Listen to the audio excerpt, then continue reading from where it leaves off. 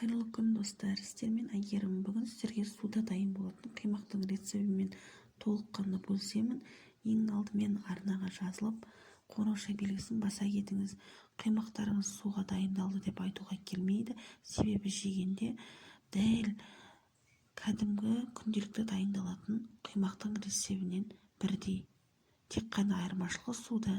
Алдымен 2 жұмыртқамызды табамызға жарып, оның үстіне 3 ас қасық қантымызды, секерімізді яғни салып, жақсылап араластырамыз қантымыз ерігенше. Бұл жерде миксердің да қажеті болмайды. Тек қана венчикпен араластырып отыра пісіресіздер. Толыққанды секеріміз ерігенше араластырамыз. Араластырып болған соң, оның үстіне 3 ас қасық сұйық майымызды құйып, тағы да жақсылап тұрып араластырып аламыз.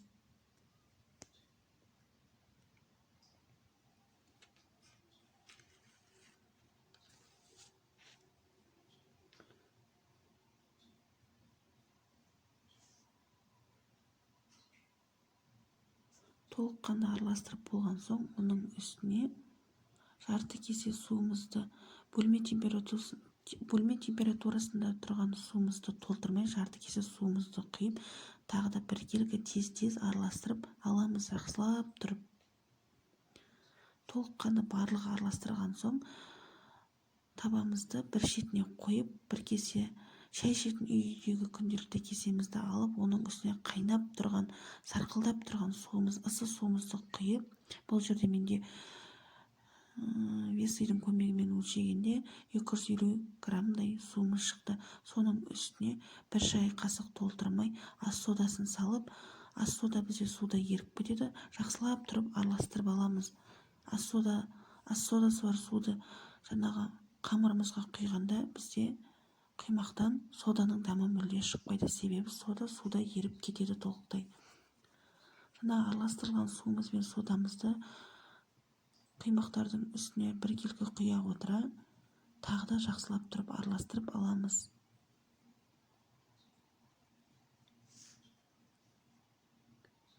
Толықтай жақсылап араластырған соң, бұл жерде 1,5 кесе, жаңағы шай ішетін кесеңізбен өлшейсіздер ғой, сол кезде 1,5 кесе ұн кетеді.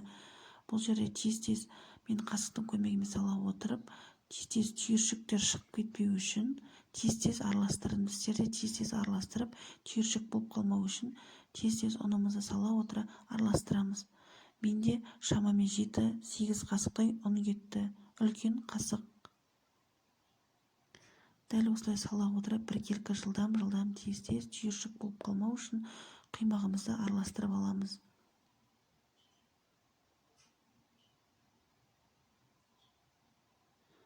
Біздің қамырымыз сәл ғана қоюлай болады, яғни қаймақ сияқты болады.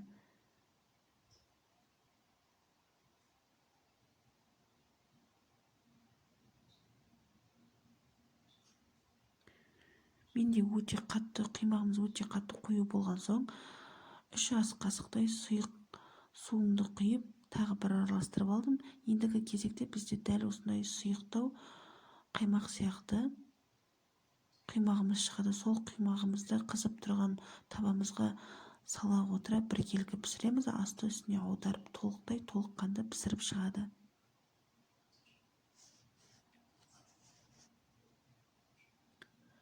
Қимағымыз піскенін қайдан білеміз деген кезде, қимағымыздың үстіне дәл осындай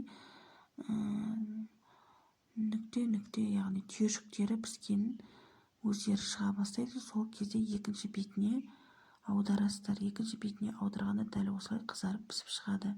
Екі бетін аударып отырып пісесіздер. Қимақтар дәл осындай болып шығады.